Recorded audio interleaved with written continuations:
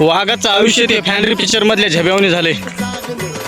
त्या झब्याला शालूवर प्रेम असतंय आणि त्या शालू देखता झब्याला डुकरं पकडायला लागतात. आणि आम्हाला कोणा बी देखत हो कामं करावंच लागते. फाटके कपडे घालून फिरावंच लागत आहे. विषय नाही ना. भाऊ जिथं पण जात आहे तिथं भाऊचं अवजडच काम असते. चांगले कपडे घातली भाऊ घरी आल्यास भिकाऱ्यासारखा दिसतंय. कारण भाऊचे कामच तसे आहेत.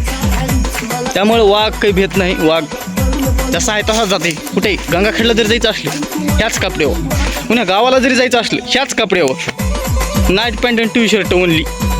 हां तुम्ही करतो का असं? कमेंटमध्ये सांगा बरं पटपट.